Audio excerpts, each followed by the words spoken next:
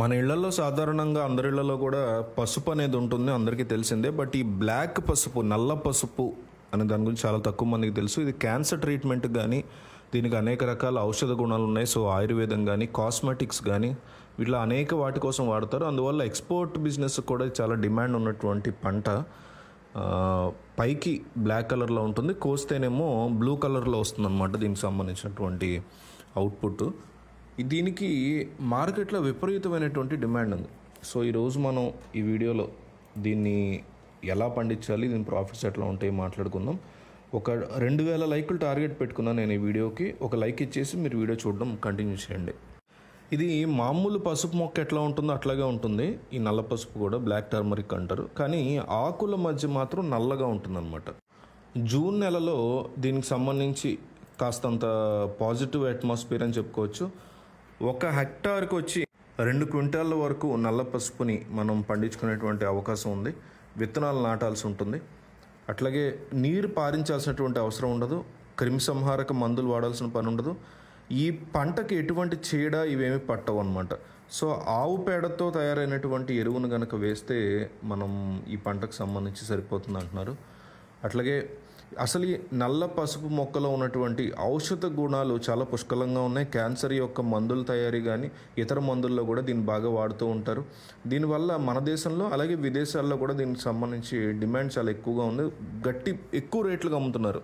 సౌందర్య సాధనాలకి అంటే ఈ కాస్మెటిక్స్ తయారీలో కూడా వాడుతున్నారు.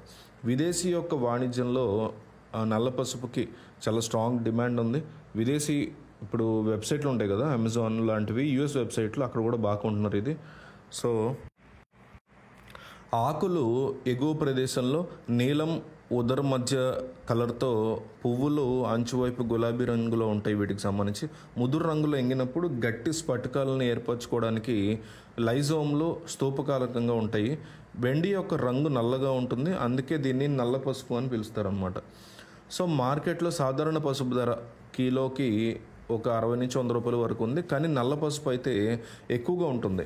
కిలో 800 నుంచి 1000 రూపాయల పైన కూడా కొనేవాళ్ళు ఉన్నారు. సో చాలా తక్కువ ప్రాంతాల్లో మాత్రమే దీన్ని సాగు చేస్తున్నారు. ఉత్పత్తి తక్కువగా ఉండడం, డిమాండ్ చాలా ఎక్కువగా ఉండడంతో దీని ధర అత్యధికంగా పలుకుతూ ఉంటుంది. కరోనా తర్వాత నల్ల పసుపు యొక్క వినియోగం బాగా పెరిగింది. ఇమ్యూనిటీ బూస్టర్గా కూడా బాగా వాడుతున్నారు. ఇందులో ఎన్నో ఔషధ గుణాలు ఉన్నాయి. అందుకే ఆయుర్వేదం, హోమియోపతి ఇలాంటి అనేక మందుల నల్ల పసుపును వాడడం ఎక్కువగా ఉంది. పలు రకాల పూజల్లో కూడా దీన్ని వాడుతున్నారు. దీనికోసం అనుకూలమైనటువంటి వాతావరణం ఏంటి, ఎలా పండించాలి, ఎలా డబ్బులు సంపాదించాలి చూద్దాం. దీనికి వాతావరణం ఫస్ట్ వెచ్చగా ఉండాలి. 15 నుంచి 40 డిగ్రీల సెంటీగ్రేడ్లో మనం దీన్ని నడిపించుకోవచ్చు. ఇసుక రకం భూమిలో బాగా వీటిని పెంచుకోవచ్చు. వర్షాలు కురవకముందే జూన్ మొదటి వారంలో 2 నుంచి 4 సార్లు దుక్కి దున్నడం ద్వారా మట్టిని ఫ్రైబల్గా చేసుకున్న తర్వాత నీటిపారుదల ఏర్పాట్లు చేసుకోవాలి. పొలంలో హెక్టార్కి 20 నుంచి 20 దాణాల వరకు ఆవు పేడను వేసుకోవాలి.